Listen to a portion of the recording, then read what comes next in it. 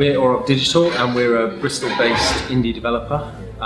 We're based in Bristol Games Hub, which is a non-profit space for game developers to work with each other, which we as a studio help co-found. We specialise really in strategy games. We make strategy games that connect with the real world, and we've been nominated for awards for our innovation in that area. We also work with people like Games Workshop and many other. For me, one of the top 3 strategy games I ever played was Armageddon Empires that Vic Davis made in 2007. No one's really ever attempted to remake Armageddon Empires, so I think we're the first ones to really take a swing at that. The game that we've got here has a really clear inspiration. We've got the card-based gameplay, we've got the hex movement, we've got the bleak future setting, but this game's very different. By taking the inspiration from Armageddon Empires, but moving the game into a different setting, moving it into a modern UI with a completely different approach to how the game looks and feels and plays. It's a very different beast from Armageddon Empires, but fans of the original game are going to find a lot to love in this. We've made a game that's really approachable, I think. Armageddon Empires is an undisputable classic. It's as fun today as it was in 2007, but it's an intimidating game to play.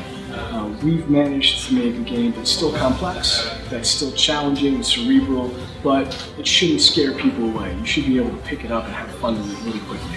So we're bringing the game to early access because strategy games are one of those things that you really do need feedback on. You know, is the AI balanced right? Are the units, combat abilities, cost price, are all those things done right? We really want to engage our fellow players in helping us get that just right. So our first early access release, it's a game. It's a full game. It's not an alpha test. It's not a tech demo. There's 2 factions in there that are really cool in skirmish mode. You can play it for hours and hours. I've played it for I don't know how many hours at this point. It's fun. It's fun and engaging, and we've got more updates planned.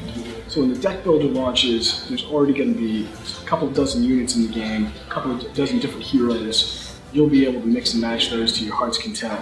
And it's, for me, one of the most interesting things about Last Days of Old Earth. It's going to be different every time you play it because you can always bring a different deck to the fight, and so can your opponent.